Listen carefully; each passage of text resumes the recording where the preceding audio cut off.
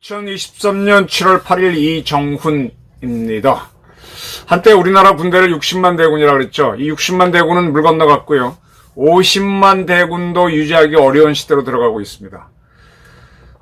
그렇다면 군이 더 존귀하게 대접을 받고 더 위대한 행동을 해야 되는데 과연 그렇게 가고 있나요? 아직도 정치에 짓눌리고 있는 건 아닌지 한번 살펴보겠습니다. 국방부가 국방기획에 관한 법률 개정안을 냈습니다. 국방개혁 법률안이죠. 여기에 지금까지 25조 1항에 2020년까지 50만 명 수준을 목표로 한다라는 문구가 있었어요. 대한민국이 언제부턴가 50만 군을 목표로 한다는 목표를 세웠죠. 이거 비밀이었나요? 아무도 모르시는 것 같더라고. 60만 대군이 이미 깨지는 게 국방부였죠. 이 문구를 삭제합니다. 대신에 가용 자원을 고려하여 안보 위협에 대응이 가능한 범위 내에서 적정 수준을 유지하기로 한다. 이제 병력 얼마다는 목표가 없습니다. 2006년이 어느 시절입니까? 노무현 시절입니다. 노무현 대통령, 그리고 더 심각한 문재인 대통령, 대한민국 가는 길에 대못을 꽝꽝 받아놓고 갔죠. 그때 국방개혁법을 만들면서 이렇게 했었습니다. 근데 이 목표를 달성했기 때문에 50만 대군을 달성했기 때문에 목표를 없앤다는 겁니다. 그리고 장교 정원의 100분의 7, 부사관 정원의 100분의 5를 여군으로 한다라는 것도 삭제하기로 했습니다. 이것도 달성됐기 때문이고요. 그 다음에 상비병력의 100분의 40, 즉 40%를 간부로 한다. 간부라고 하는 건 부사관과 사관을 합친 건데 이것도 목표가 달성됐기 때문에 삭제합니다. 이제는 병사들과 장교 비율이 거의 비슷하다는 얘기죠. 그만큼 병사들이 없다는 얘기입니다. 인구가 줄어서 이렇게 된 것도 있죠. 플러스 의무병 복무기간을 팍 줄인 것도 원인이 됩니다. 병역법에 따르면 24개월로 하게 돼 있는 걸 갖다가 현재 18개월로 목표를 정하고 줄이고 있죠. 1년 8개월, 1년 6개월. 그러니까 지금 제가 군대 가던 시절에는 제 동갑내기가 얼마였더라? 뭐 자세한 건 기억이 안 나는데 그때 대학교 예비고사를 봤습니다. 지금 수능의 전신이죠. 전전신이죠.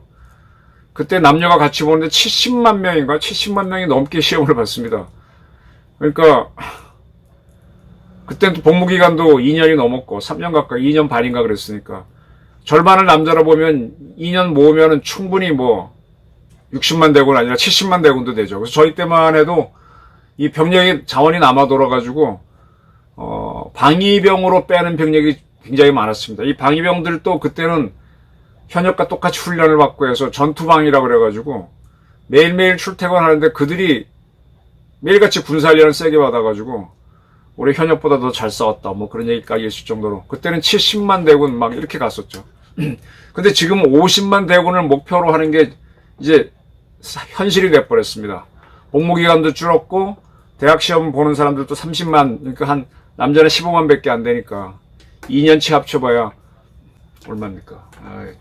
좀 처절하게 됐습니다. 자, 한번 제가 지난번 방송에서 말씀드렸는데 이게 정부에서 국방부에서 이런 거를 만들겠다고 법을 개정하겠다고 하니까 더 이제 현실감이 올 겁니다. 지금 60만 대군을 유지하다가 50만 대군을 유지한다 그러면 소총이 10만 자루가 남고요. 파이버, 수통 다 10만 자루가 남습니다. 이거 어떻게 하죠? 그리고 10만 명이면은 사단을 한 10,000명으로 보면 10개 사단이 없어지는 겁니다. 근데 지금 우리는 상비 사단은 줄이지 않거든. 그러면 또 그렇다고 또 향토 사단도 줄이지도 않았어요. 그러면 향토 사단이나 이쪽에서는 다 허수가 생기는 거지. 말은 사단이지만 실질 병력을 모아보면 대대급도 안 되고 향토 사단이 그렇죠. 그 다음에 현역 상비 사단도 말은 상비 사단인데 실제로 가보면 예비군이 20%, 30% 들어야만 완편이 되는 그런 사단이 되는 거죠. 그러니까 평시에는 이 쩔룩바리 부대가 되는 거죠. 군에서는요, 항상 이 예비를 생각하기 때문에 3인 삼각체제입니다. 우리가 이제 전투를 한다 그러면 좌우에 한 사람이 딱 숨어가지고 총을 땅땅 쏴줄 때 한 사람이 돌격해서 목표를 탈취하는 게 좋죠. 탈취한 다음에 또 좌우로 딱 쏴온 다음에 하나씩 들어가죠. 그래서 3인 1조로 합니다. 근데 이게 실패하게 되면은 바로 새로운 작전을 못하니까 4명을 1조로 할 수 있습니다. 과거에는 4명 1조로 했는데 지금은 3명 1조로 합니다. 그러면 이런 조가 조 단위로 움직인다면 조가 3개가 있어야 되겠죠. 그래서 3명 도격하는 조 3명 하면 9명이 되죠. 이 전체를 지휘하는 지휘관이 1명이 있다. 그래서 1개 분대는 10명, 분대장 1명에다가 9명. 근데 거기다가 약간의 예비대 포함하면 1개 분대를 10명으로 하기도 합니다. 과거에 4명 1조로 하게 되면 4, 3, 12, 뭐 12명 내지 15명은 1개 분대로 할 수도 있죠. 그래서 이런 걸 이제 3개 분대를 1개 소대로 한다 그러면은 30명의 소대가 되는 건데, 아까 말한 대로 4명 1조로 하게 되면 어떻게 되고, 또 그걸 4개 조로서 하나의 여유, 그러니까 예비대를 둔다 그러면 소대가 커지는 거죠. 중대도 커지고 대대도 그렇게 커지는 개념입니다. 근데 이게 이제 삼각 편제의 조, 분대, 소대 이런 데에서 사람이 부족하게 되면은 1개 조를 운영할 때 2명이 운영하게 되는 거죠. 사실 2명 운영하는 시스템도 있습니다. 경찰들은 대개 2명이 다릅니다. 버디 시스템으로 가죠. 그거는 이제 일정한 지역에서 안전한 작전을 하니까 그렇게 하는 건데, 군을 2명 시스템으로 가게 되면은 조금 문제가 생길 겁니다. 근데 예비군이 없는 상태에서는 항상 둘을 하다가 예비군이 들어오면 3인 1조로 만든다? 그럼 언제 호흡을 맞추죠? 이게 상당히 문제가 됩니다. 근데 이거를, 부대는 줄이지 않고 부대 규모는 그대로 유지한 상태에서 가니까 각 부대가, 제대로 된 부대가 아닌 게 되죠. 우리 군에 이 문제가 많습니다. 그리고 제가 누차 말씀드렸지만 앞으로 대한민국 군의 목표는 지금 북한이 붕괴되면은 우리 7군단을 필두로 육군의 1, 2, 3, 5, 6, 8군단들은 휴전선을 넘어가서 북한에서 안정화 작전을 해야 됩니다. 7군단은 평양 지역, 각 군단은 도 단위로 흩어져서, 그리고 후방에는 이작사하고 수도방위사령부 이런 부대들이 남아서 우리 지역을 계엄 작전을 해야 됩니다. 그러면 이제 우리 쪽에 있는 부대는 그렇다 치는데, 북한으로 올라가는 부대들은 이 군수품을 충분히 갖고 가야 되잖아요. 그걸 안 가지고 올라가게 되면, 그 전에 작년에 이제 우크라이나 수도인 키이우를 침공했던 러시아 부대들이 이 군수가 딸리니까 키이우에 들어온 부대들이 먹을 게 없으니까 마트를 습격하면서 이 패거리가 돼버렸죠. 그러면서 작전이 먹을 거 구하러 다니게 되면 작전이 됩니까? 여기다가 망해버렸죠, 그 부대가. 그래서 군수품 제공은 굉장히 중요한데, 가장 중요한 우리 7기동군단 정도라면은 그게 지금 4개 사단으로 편성되어 있나요? 그렇다면 거기에 거의 4개 사단, 1개 군단 규모의 군수 지원 부대가 붙어야 돼요. 주한미군은 대한민국에 미 2사단 1개 사단을 두고 있습니다. 근데 이 사단은 사실상 부대는 1개 여단밖에 안 돼요. 1개 여단은 미국에 있고요. 2개 여단으로 유지되다가 노무현 정부가 대한민국 어쩌고 주한미군 기지 이전 어쩌고 하는 바람에 미국의 요구를 받아줘 갖고 1개 여단을 이라크전에 보내게 됐습니다. 그로부터는 이제 그 부대가 돌아오지 않고 대한민국은 1개 여단만 갖고 2사단이 운영됩니다. 그래서 2사단이 정상적으로 가동 사단 단위 작전을 하기 위해서 우리의 기계화 부대 2개를 평시에 넣어가지고 한미사단을 운영하고 있죠. 네, 좋습니다. 이것도 참 쩔룩바리 부대인데, 이러한 미 2사단을 군수 지원하기 위해서 19 지원사령부를 미군은 두고 있습니다. 19 지원사령부는 투스타가 지휘관이라서 사단급 부대입니다. 1개 사단을 군수 지원하기 위해서 1개 사단이 와 있거든요. 근데 우리는 1개 군단의 군수 지원을 하는, 7군단을 지원하는 군수 부대가 1개 여단밖에 안 됩니다. 그러니까 한 일주일 싸우고 나면은 식량이고 뭐고 아무것도 없어요. 이러니까 북한 급변 시에 우리 군대가 올라가서 북한을 안정화하겠다라고 하지만 안정화할 수도 없는, 먹을 게 없으니까. 이것도 문제고, 이런 것들이 이제 다 어떤, 이 병력이 준다 그러면은 부대를 줄이고, 내실화 해야 되지 않습니까? 병력을 줄이면은 10만 명이 줄어들게 되면 그만큼 인건비도 줄죠. 그럼 그 돈 가지고, 군수부대를 늘리든지 뭐 해야 되는데, 부대도 제대로 편성되지도 않았지만, 그걸 또 그대로 두고, 인원은 허수로 두는 이런 껍데기 부대가 늘어나는 겁니다. 그래서 무슨 얘기냐? 우리 군에서는 이러한 군을 제대로 경영하는, 이 기업이 이제 원트는 원치 않든 감량 경영을 하게 되면은, 기업들은 만약에 인원이 이렇게 준다 그러면, 자기 전체 인원의 20%가 줄어들었다 그러면 굉장히 구조조정을 합니다.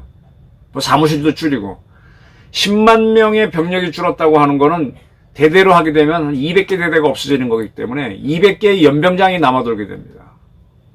그럼 그 부대 땅은 어떻게 할 거예요? 이런 것들이 다 경영이거든요. 그래서 국방경영에 대한 게 별로 안 보입니다. 남는 소총은 어떻게 가고, 소총만 남나요? 옛날보다 훈련이 늘어나지도 않으니까 총알도 남지 않습니까? 그거 어떻게 할 겁니까? 총알이 나오면은 옛날만큼 무기도 실탄도 덜 구입하게 되면 돈도 남잖아요. 그건 어떻게 할 거예요? 지금 다행인지 불행인지 병사들의 봉급을 200만 원까지 올려가고 있고, 현재 병장이 한 100만 원쯤 받죠.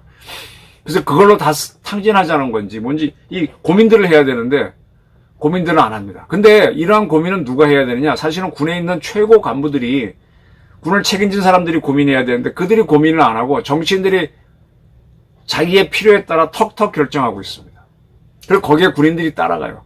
이거를 군에 대한 문민 통제, 민간인이 군을 통제하는 게 맞다라고 하는데, 이거는 잘못된 생각입니다. 문민 통제라는 말은요, 원래 어느 나라도 쓰지 않는 말입니다. 시빌리언 컨트롤, 그래서 시민 통제입니다. 이 현대 공화정에서 국가의 주인은 시민이거든요. 시민을 국가 단위로 표현할 때 국민이 되는 겁니다. 그래서 국가의 주인이 시민이 군을 통제하는 거지. 그러나 그 군 자체를 움직이면 군의 전문가들이 끌고 나가는 겁니다. 그래서 군에서도 스스로 국방 경영을 할 줄 알고 관리를 해야 되는데, 뭐 자기네들은 뭐 정치권이 시키는 대로 하겠다고 하면서 그렇게 방기하고 있어요. 그러다 보니까 이 쩔록발이 부대들이 많습니다. 대만을 예를 들어 설명할게요. 대만이 지금 중국의 위협을 받고 있는데, 대만이 참 웃기는 나라. 여기도 옛날에 우리보다 인구는 한 3분의 2밖에 안 되지만은 60만 대군을 유지했습니다. 근데 마영구, 한국말로 발음하면 마영구죠. 마영구 씨가 총통, 대통령을 하던 시절에 4개월 의무복무제를 도입했어요. 군대 4개월만 갔다 오면 돼. 대만은 분단국가고 중국하고 적대식 하는데, 마영구가 총통을 할 때 4개월로 줄였어. 4개월이면 이게 뭡니까? 이렇게 하는 나라가 아마 말레이시아 뭐 이런 나라들이 있긴 있어요, 동남아시아에. 그러니까 병력이 확 줄었죠. 4개월 동안에 뭐 실탄 사격 몇 번이나 하겠습니까? 전차를 몇 번이나 몰아보겠어요. 그러다가 이제 이게 마영구 씨는 국민당 출신이에요. 국민당은 친중파들이 많죠. 그러다가 이제 민진당에 지금 최영문, 우리 발음으로 하면 최영문, 차이잉원 씨 여성인데, 이분이 대통령을 하면서 다시 의무복무를 1년으로 늘려놨어요. 1년도 사실은 짧죠. 그래서 그나마 조금 병력을 유지하는데, 지금 대만이 내년 1월에 선거를 합니다. 근데 이 마영구 총통을 했던 국민당에서는 4개월제를 또 주장했다가 조금 인기가 없어서 집어넣고, 민진당 후보들은 그대로 1년으로 가자 그러는데, 대만은 이렇게 되면서 뭐 미국이 와서 지켜주기를 바란다 그러면 미국에 돈을 내야지. 지금 우리 병사 자꾸 줄이고, 미국은 더군다나 모병제잖아요. 미국 군인들한테는 봉급이 꽤 많이 주거든요. 미국에서는 한 대위만 되면 우리 돈으로 1,000만 원 이상 월급을 받습니다. 억대죠, 억대. 그러니까 비싼 미군이 와서 지켜주니까 맨날 그 전에 럼스펠드 가고, 한국은 니들 병사들은 별로 안 쓰고 미군 보고 지키라니까 돈 많이 내. 그래서 우리가 자꾸 방위 분담금을 많이 내게 됐던 거 아닙니까? 대만은 이게 심하지. 근데 대만도 지금 의무병 복무를 늘려야 되는데, 한번 이렇게 줄여놓으니까 다시 잘 못하고 있어요. 이게 쩔쩔매는 겁니다. 이 군대에서 이 정치인들이 마음대로 정하는 대로 군이 따라가 보니까 이런 모순이 생깁니다. 모순이 생긴 겁니다. 하나 이 참 군의 부끄러운 점을 얘기할게요. 이종찬 씨는 참군인으로 많이 꼽히는 사람이죠. 상당히 전쟁도 잘했고 바른 사람입니다. 근데 그가 일본군 출신이라는 이유로 친일파로 돼 있죠. 다 6.25 전쟁 때 잘 싸웠던 분들인데 그 노무현 정권이 하고 문재인이 밀어붙였던 친일파 어쩌고 하는 과정에서 그들이 건 게 있었죠. 뭐 일본군에서 무슨 계급 이상을 한 사람들은 친일파로 한다. 그 뭐 하나 딱 그만 걸리면 무조건 친일파야. 박정희는 친일파로 안 불렸어요. 왜냐? 박정희는 일본 육사를 나오긴 했지만 만주군이었거든. 그러니까 안 들어갔어. 굉장히 넣고 싶었을 거예요. 근데 자기들이 정한 기준이 안 맞으니까 넣지 못했는데. 이렇게 넣고 나서 그분들이 그 후에 무슨 일을 했던 그건 보지도 않습니다. 그러다 보니까 뭐가 걸렸는가 하면은 백선엽 장군도 친일파로 분류가 됐었죠. 얘들 이 기준으로 하게 되면. 그래서 옛날 백선엽 장군이 돌아갔을 때 현충원에 안장을 못한다라고 문재인 정권에서 나왔고 시끄럽다가 결국은 했는데, 자, 지금 와서 보게 되면은 그때 이제 친일 반민족 행위 진상 규명위원회가 조성돼서 어쩌고저쩌고 해서 했을 때 그들을 통해서 이러한 사람을 친일파로 한다, 누구누구는 현충원에 가면 안 된다, 이런 기준을 세웠을 때 국방부는 여기에 동의해 버립니다. 이때가 송영무 해군 출신 송영무 씨가 국방부 장관을 하다가 정경두 공군 출신 정경두 씨가 참모총장으로 한 직후에 이런 일이 있었습니다. 근데 이때 군에서는 저쪽에서 보내온 이러한 보훈처 요청에 대해서 이런 방법 반발을 안 해요. 의견을 물었을 때 네 하고 따라갑니다. 그러면서 BH에서 결정하니까 따라간다. 그러면 이때 보훈처는 누가 이끌었느냐? 피우진 씨가 이끌었어. 피우진 씨는 누구냐?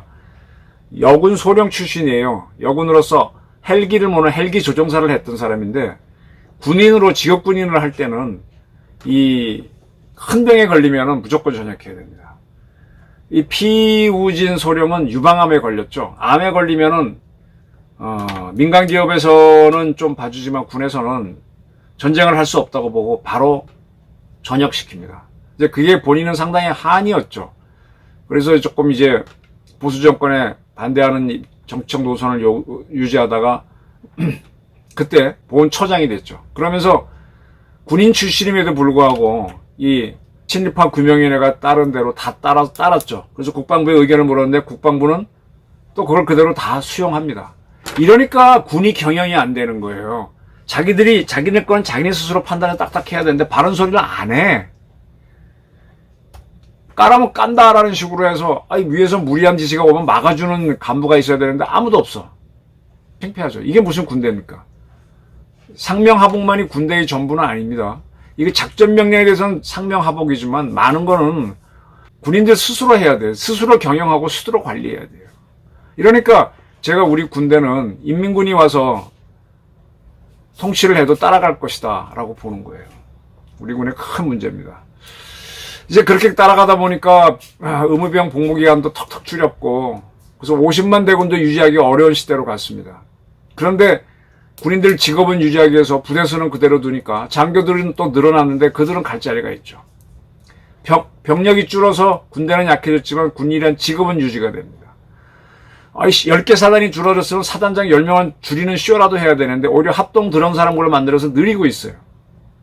이게 군인들도 국방비를 아끼면서 경영한다는 마인드가 없어. 다 봉급충, 벌레충 돼가고 있는 겁니다. 참 우리 군 매우 안으로부터 무너지고 있는 건 아닌지. 그리고 지난번에 난 말씀드렸지만 북한에서 쏜 거를 위성을 건져갖고 후졌다고 어떻게 이렇게 야단만 칩니까? 예. 처음 북한이 핵실험했을 때 아주 뭐 별거 아니다라고 하다가 몇 년 지나니까 이제 뭐 따라가지도 못하고 우리는 어쩔 수 없다. 미국이 해야 된다 그러고 북한 미사일도 그러고 있어요.